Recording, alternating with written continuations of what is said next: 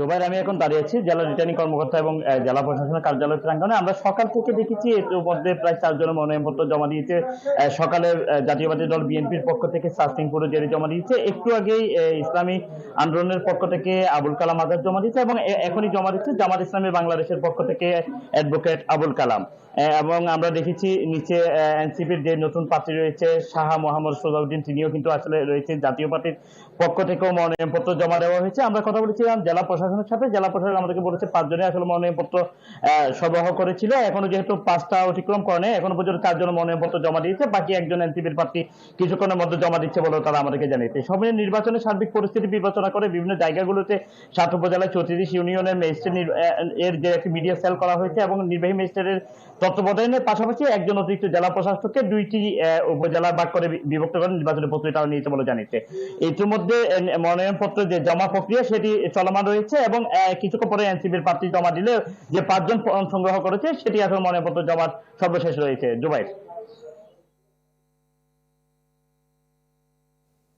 ইয়াসিন, ধন্যবাদ আপনাকে। দর্শক, এবার যাব খাগড়াছড়িতে, সেখানে আছেন সহকর্মী নুরুসফা মানিক। জুবাইর, তফসিল অনুসারে হচ্ছে ত্রয়োদশ জাতীয় সংসদ নির্বাচনের আজকে কিন্তু মনোনয়নপত্র জমা দেওয়ার শেষ সময়, আর হাতে 8 মিনিট সময় রয়েছে। বিকেল 5টা পর্যন্ত যারা প্রার্থী হতে চান তারা কিন্তু মনোনয়নপত্র জমা দিবেন।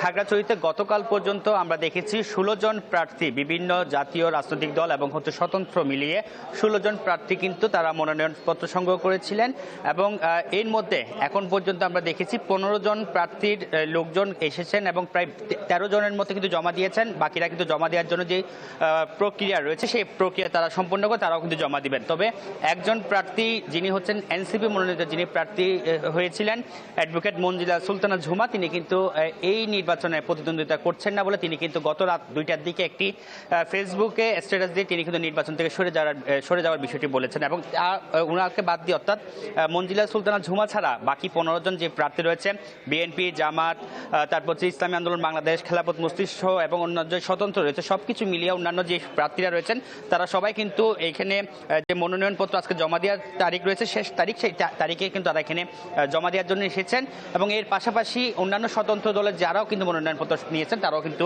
আজকে উৎসবমুখর পরিবেশে এখানে কিন্তু মনোনয়নপত্র জমা দিচ্ছেন এবং যে সময় রয়েছে সেই সময়ের মধ্যে সেটি সম্পূর্ণ হবে বলে। দর্শক, মনোনয়নপত্র জমাদানের খবর জানাতে খাগড়াছড়ি থেকে যুক্ত হয়েছিলেন সহকর্মী নুরুসফা মানিক।